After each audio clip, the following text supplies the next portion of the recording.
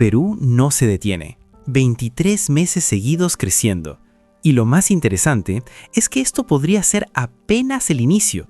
Porque sí, mientras varias economías todavía están tratando de recuperar el ritmo, aquí hay una dinámica distinta. Inversión que no se frena, consumo que se mantiene y expectativas empresariales que, a pesar de todo lo que está sucediendo justo ahora, siguen en terreno positivo.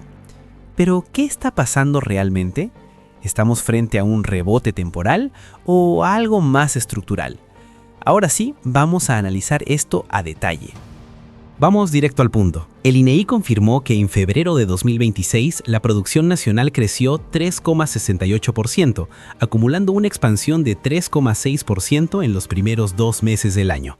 Eso ya lo dijimos, pero la pregunta que importa no es el número en sí, sino de dónde viene ese crecimiento, y ahí está la clave. Los sectores no primarios avanzaron 4,3% en febrero, impulsados por la demanda interna y la mayor inversión.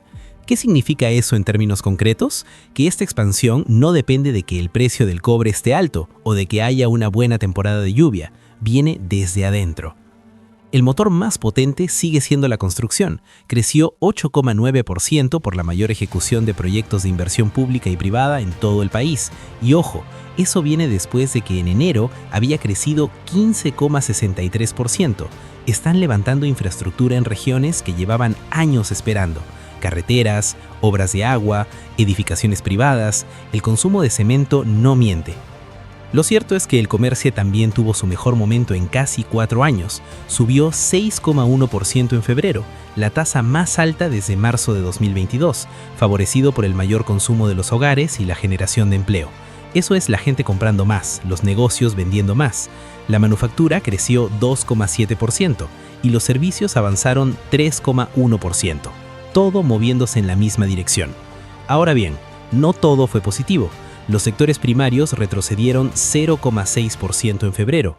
Hidrocarburos cayó 9,7% por la interrupción del transporte de gas natural y la pesca bajó 7,9%, afectada por condiciones climáticas cálidas que redujeron la captura de anchoveta. Pero lo importante es lo que pasó después de esos golpes. La economía los absorbió. El agro compensó con un crecimiento de 2,4%, impulsado por arándanos y uvas, y la minería avanzó 0,1%, gracias a mayor extracción de cobre, oro y plata. Un barco que aguanta golpes y sigue su rumbo no es suerte, es estructura. Aquí es donde la situación se pone más interesante, porque los números de febrero son buenos, pero lo que dice el MEF sobre marzo y lo que revelan los indicadores adelantados es lo que realmente vale la pena entender. El ministro Rodolfo Acuña estimó que la economía peruana habría continuado creciendo en marzo de 2026, pese a los choques de oferta asociados a la interrupción del transporte de gas natural y al conflicto en Medio Oriente. Todavía no hay cifra oficial, pero los indicadores que anticipan el crecimiento son contundentes. La demanda eléctrica aumentó 1,6% en marzo, acumulando 13 meses consecutivos de crecimiento. Las importaciones de bienes de capital crecieron 19,9% y registraron 24 meses continuos de expansión, reflejando una mayor adquisición de materiales de construcción, maquinaria y equipos. Eso es una empresa comprando maquinaria para producir más el próximo trimestre. Es inversión mirando hacia adelante, no hacia atrás. Las importaciones de bienes de consumo crecieron 18,6%, con 19 meses consecutivos de expansión. Y el índice de Big Data de consumo del BBVA avanzó 13,2%, expandiéndose a doble dígito por 5 meses consecutivos. Ese índice mide transacciones electrónicas en tiempo real. No es una encuesta, no tiene rezago, es lo que la gente gastó de verdad en el momento. Pero el dato que más me parece revelador de todo este panorama es el de las expectativas empresariales. En marzo de 2026, los 12 indicadores de expectativas empresariales a 3 y 12 meses que publica el Banco Central se mantuvieron en terreno optimista por 22 meses consecutivos, el periodo más prolongado desde que existe registro. ¿Por qué importa tanto ese número? Porque las expectativas empresariales predicen inversión futura. Cuando un empresario cree que le va a ir bien, contrata, expande e instala capacidad. Desde hace poco menos de un año, las expectativas están en niveles similares a los que había antes de la pandemia. El empresario siente que va a invertir más, que va a vender más, que va a mejorar frente a la competencia. Y eso ya está teniendo consecuencias concretas. La inversión privada creció 10% en 2025, su mayor expansión desde 2012, sin contar el rebote estadístico de 2021 tras la pandemia. Este desempeño estuvo apoyado por un entorno de confianza empresarial favorable, con términos de intercambio históricamente altos y una reducción de las tasas de interés activas en el segmento corporativo. Y para 2026, el BCRP revisó al alza su proyección de inversión privada, de un 5% estimado en diciembre a 9,5%, casi el doble. El propio Julio Velarde mencionó que en reuniones con mineros en Toronto vio bastante entusiasmo por invertir en nuevos proyectos, dado el contexto de altos precios de minerales. Lo cierto es que cuando el crecimiento viene acompañado de inversión privada acelerando, de consumo sostenido y de expectativas en máximos históricos, eso ya no suena a rebote, eso suena a algo más sólido. Por cierto, si esta información te está siendo útil, suscríbete al canal porque se vienen cosas muy interesantes sobre Perú. Hasta aquí todo pinta bien, pero sería deshonesto quedarse solo con eso. Perú lleva 23 meses creciendo alrededor del 3,4% promedio, y eso está bien, pero hay economistas y analistas que señalan con razón que ese número es insuficiente para una economía con los recursos que tiene el país.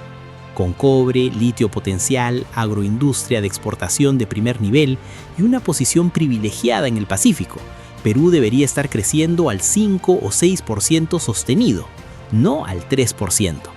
No debe subestimarse el daño que se le hace a la mayoría de peruanos al no activar más motores de crecimiento.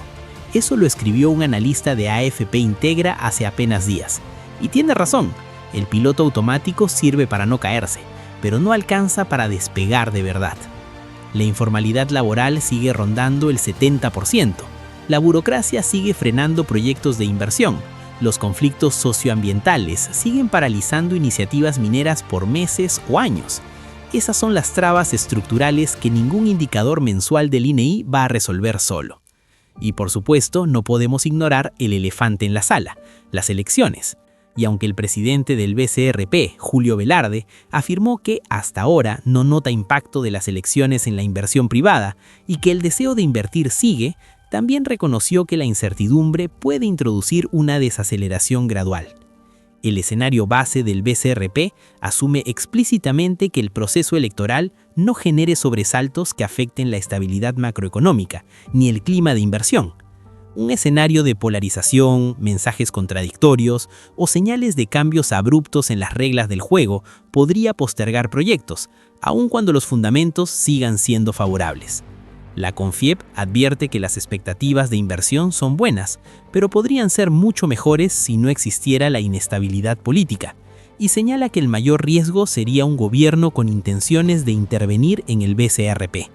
En comparación regional, el panorama peruano sigue siendo favorable. Perú cerró 2025 con 3,4% y fue, junto con Argentina, una de las economías de mayor expansión en América Latina, superando a México y Chile. Pero esa comparación también debe leerse con cuidado. En un contexto donde la región en promedio creció poco, ser el menos malo no es suficiente argumento para no exigir más. Mira, te digo lo que pienso de forma directa. Perú tiene algo que muy pocos países de la región pueden presumir hoy, una institucionalidad macroeconómica que funciona casi sola. El BCRP, las reglas fiscales, la independencia del Banco Central. Eso es un activo extraordinario que se construyó durante décadas y que en los últimos años ha sido puesto a prueba con presidentes presos, golpes institucionales y crisis políticas repetidas. Y aguantó. Pero como te lo planteé desde el inicio, la pregunta aquí no es si Perú está creciendo, es si está creciendo todo lo que puede. Y la respuesta honesta es que no. Hay una diferencia enorme entre una economía que no se cae y una que despega. Perú lleva años en la primera categoría cuando tiene todo para estar en la segunda. Los recursos están, los fundamentos están, la confianza empresarial está en máximos históricos, las importaciones de maquinaria llevan 2 años subiendo sin parar, todo el tablero está encendido. Lo que falta es un gobierno que tome eso como punto de partida y no como punto de llegada, que active los sectores que siguen dormidos, que resuelva los conflictos socioambientales que bloquean miles de millones en inversión, que formalice la economía en serio. El próximo gobierno que asuma va a heredar la economía más sólida que Perú ha tenido en mucho tiempo, y eso es una oportunidad enorme. También es una responsabilidad enorme. ¿La van a aprovechar? La historia reciente no es alentadora, pero los datos de hoy dicen que, esta vez, el punto de partida es diferente. Y eso, al menos, vale la pena seguir de cerca. Y hasta aquí el video de hoy. No olvides apoyarnos con tu suscripción y dejar un comentario. Hasta la próxima.